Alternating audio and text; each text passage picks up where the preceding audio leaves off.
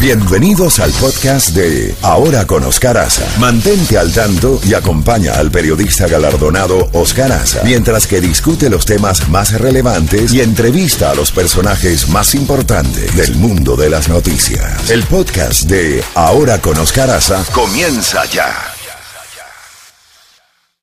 Z92, toda la música de los 80, 90 y más. La Z Mañana, una mañana diferente. Ahora con Oscar Aza, disfrútala en Z92. 8 en punto en la mañana.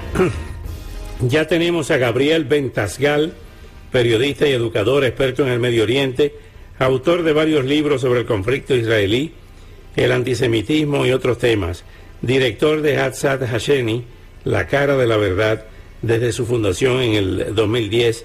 Lo tenemos desde Tel Aviv. Gabriel, gracias, shalom, por acompañarnos en la mañana de hoy.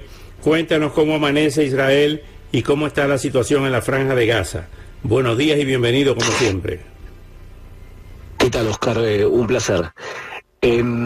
Mira, podemos decir que la población tiene cierto nivel de expectativas, porque todo el mundo habla sobre la inminencia del ataque terrestre por parte de Israel para poder liberar a los secuestrados, a los rehenes, y por otro lado para intentar perseguir y quizás destruir al Hamas.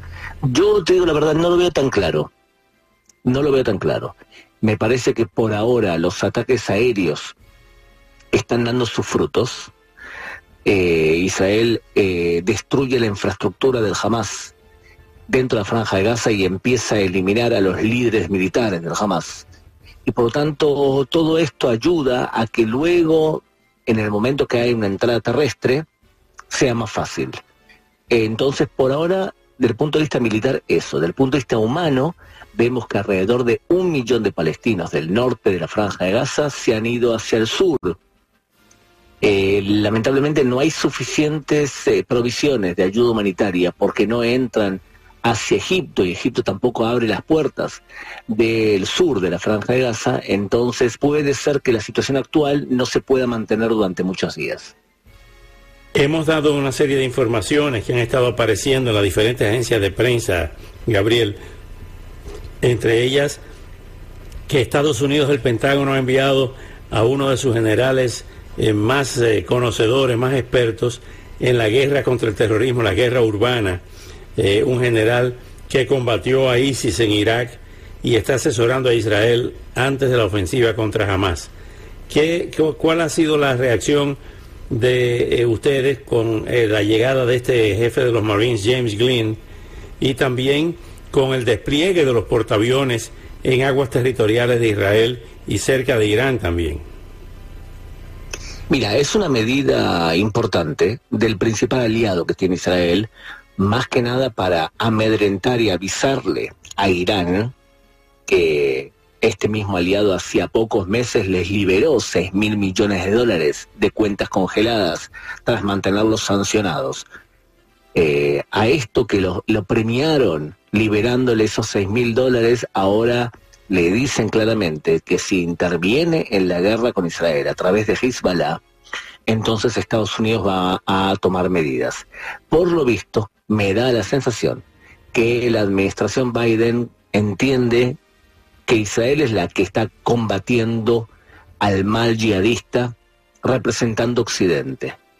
Y además es importante salvar de alguna manera el proceso de paz con Arabia Saudita, que sería probablemente el logro más importante o el único en la arena internacional de esta administración, porque tras Afganistán y su retirada, la guerra en Ucrania, ¿qué le queda de logro internacional sino la posibilidad de algo concreto como el pacto de paz entre Israel y Arabia Saudita? Entonces son medidas que puede tomar la administración para ayudar. Por otro lado, es importante la llegada del general, porque es importante también que voces no israelíes confirmen que la lucha en la ciudad y contra un grupo terrorista que utiliza civiles como escudos humanos es vigilada por alguien de afuera que tiene experiencia en la materia y que puede constatar que Israel tomó todas las medidas necesarias para no dañar a civiles inocentes. Existe el otro peligro de Hezbollah en el norte. ¿Crees que finalmente Hezbollah va a obtemperar el pedido de que no se involucre en esta guerra contra Israel y realmente actúe más políticamente que en años anteriores? Mira, desde el punto de vista racional, no sería racional que Hezbollah entre. No solamente porque estamos hablando de diferencias bélicas importantísimas. Hezbollah tiene alrededor de 200.000 cohetes y algunos de ellos misiles. Tiene entre 50.000 y 100.000 soldados, pero los que realmente saben combatir son las fuerzas Rayuan, que son unos 3.000. Entonces, estamos hablando de que no tenía lógica. Y no tenía lógica también porque la población sunita, que odia a los chiitas, y la población cristiana le piden claramente que no lleve al Líbano a la guerra, porque Israel le dijo a Hezbollah que si atacan, la respuesta en su contra no va a ser contra los puestos de Hezbollah, va a ser contra el Líbano. Entonces, otra vez, sería ilógico que se metan en este combate. Así todo grupo radical islámico, como Hamas por ejemplo, demuestran que la lógica no es algo que importe tanto como la teología. Entonces Hamas no tiene lógica que atacó a Israel. Bueno, Hezbollah tampoco puede llegar a tener lógica.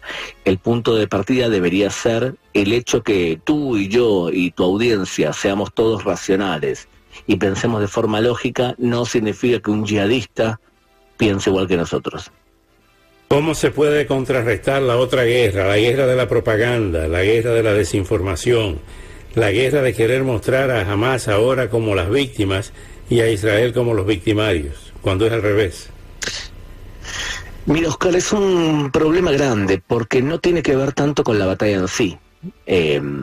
Porque, a ver, uno puede demostrar del punto de vista técnico, como por ejemplo la Yihad Islámica disparó el cohete contra el hospital.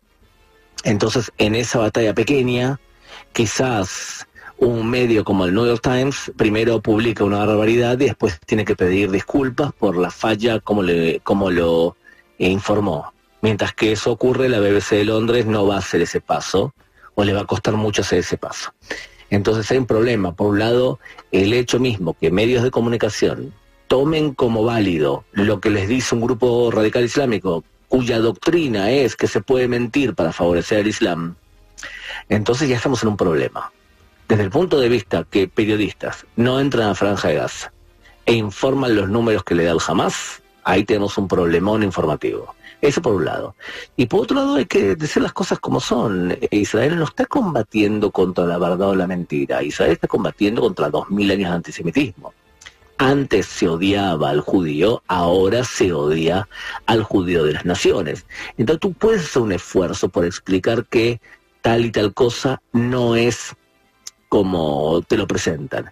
La pregunta es si la persona que arrastra prejuicios antisemitas o que odia a los judíos porque lo considera un Estado imperialista, o que pertenece a una universidad en donde hoy muchas de estas universidades se han transformado en centros de adoctrinamiento posmodernista, progresista, donde la verdad no importa, sino la narrativa del profesor. Bueno, este tipo de personas, lamentablemente, puedes hacer el esfuerzo tú de informar, pero el que tiene prejuicios va a captar la información de acuerdo a los prejuicios anteriores que tiene. Entonces, la pregunta es si vale la pena. Yo creo desde el punto de vista periodístico occidental, judeocristiano, que sí vale la pena contrarrestar tanta desinformación y tanta maldad. Esa es mi opinión. Sí, no, lo estamos haciendo. La verdad es que la mayoría del mundo occidental no tiene una postura de hecho anti-israelí. De hecho, te puedo decir que la gran mayoría de cristianos en la actualidad admiran Israel o le tienen aprecio o comprenden Israel, y la mayoría de los gobiernos también. Entonces, pero hay que tener en cuenta, la opinión que se tiene sobre Israel está sesgada por años y años de antisemitismo. Eso por un lado. Y por otro lado, ese antisemitismo tiene hoy en día 3 promotores fundamentales. 3 promotores que promueven el antisemitismo. El primero, el radicalismo islámico y comunidades que se han radicalizado dentro del mundo musulmán. Lo segundo, la extrema izquierda, o la extrema izquierda es claramente antisemita. Y el tercer grupo es canales de televisión y medios de comunicación. Lamentablemente canales de televisión como la BBC de Londres, varios canales de televisión españoles son no solamente faltan al rigor periodístico, promueven el antisemitismo de forma clara, clarísima, y son un problema. Lo que pasa que tú sabes, tú y yo trabajamos en medios de comunicación, la autocrítica no es un valor que destaque en los medios de comunicación y entre los editores y productores comunicativos. Así es. Gabriel, te agradezco muchísimo tu tiempo y hasta una próxima oportunidad. Estamos en contacto. Muchas gracias, Gabriel Ventasgal. Gracias. Periodista y educador experto en el Medio Oriente.